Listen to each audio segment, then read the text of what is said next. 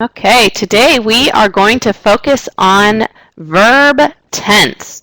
Verbs are the words that express an action or a state of being. So most of the time we think of them as action, but they often simply just show a state of being, and they are an essential part of a complete sentence. You must have a verb in order for it to be a sentence. And remember that a sentence is a group of words with a subject, it can be a noun or a pronoun, and a verb, and that tells what the subject is doing or its state. So if you can do it, it's an action verb. Sing, walk, jump, read, eat, listen, drink, believe, sleep. These are all things you can do. Now our linking verbs connect a subject with a word or words in the sentence. In the green here, you have a number of different linking verbs. They appear, become, feel. Letitia appeared surprised at the news. Kiara seems happy today. These are words that link our subject, Kiara, to happy. She seems happy. Kiara happy, seems links it. Letitia surprised, appeared links the subject with surprised. Helping verbs work with the main verb to indicate when the action occurred.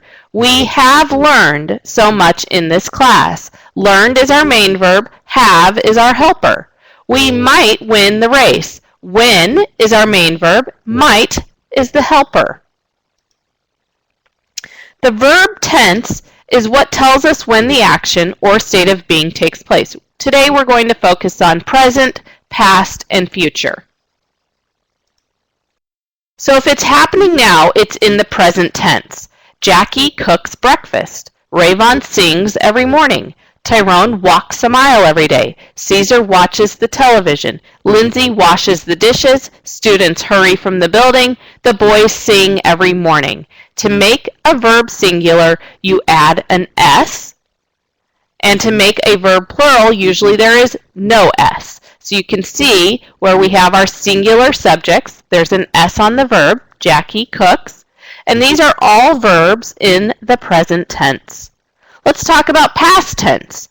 The past tense is that when we say past tense, what we mean is that the action has already happened. It's complete, it's finished, it's over. The police talked to the robbers. They're not doing it right now. They did it in the past. We add that ED ending for most regular verbs. Kiara submitted her paragraphs to the Dropbox. She did it in the past. She's already done it. We attended the live lecture yesterday. Already happened. To make most regular verbs past, we add ED. That is not the case for irregular verbs. We'll talk about that in just a moment.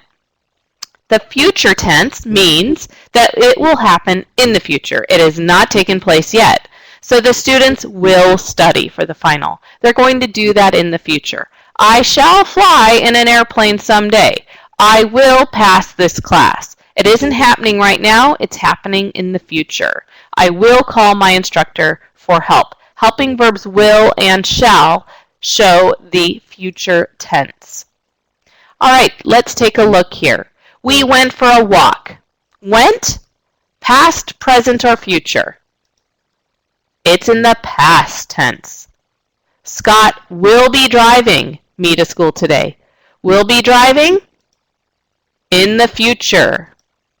I am doing my homework now. Am doing present tense. Daniel will be coming to dinner on Sunday. Notice on Sunday gives us a clue as to when the action is going to take place. It's in the future. Let's do a little more practice. I go to the movies with my friends. Present tense. I went to the movies with my friends. Past tense. And I will go to the movies with my friends someday. Future tense. Now, what I said about irregular verbs is very important because with an irregular verb, you don't add the ED ending to make it in the past. You actually change the way the word is spelled to make it in the past tense. This little bingo slide shows you some examples. I meet my friends. Past tense, met. Break, Past tense is broke. Fall versus fell. Bite versus bit. All of these are important for you to know and understand. Go versus went, catch versus caught, begin, began, come, came. These are very, very important verbs to just sort of memorize or have on a scrap piece of paper so that when you want to write something in the past tense, you do it correctly. Irregular verbs do not have the ed ending. Here's a couple more examples that are commonly used and mistaken. See in the present becomes saw in the past. Not seen. That's a mistake a lot of students make. See does not become I seen a movie yesterday. It's I saw a movie yesterday. I buy cantaloupe at the grocery store. In the past, I bought cantaloupe at the grocery store. I come to my child's school.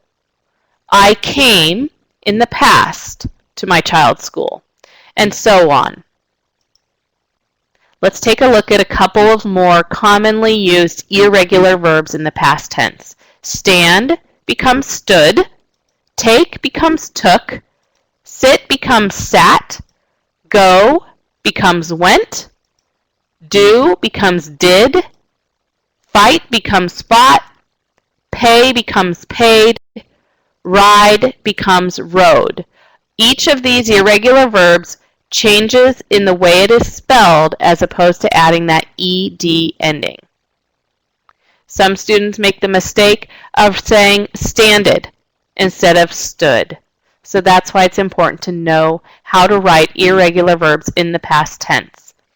Remember, when writing, you need to make sure your paper maintains the same verb tense from the beginning to the end of that paper. The only exception is if you're using a quotation, having some sort of narrative, and the narrative dialogue can move out of the tense of the main content of that paper.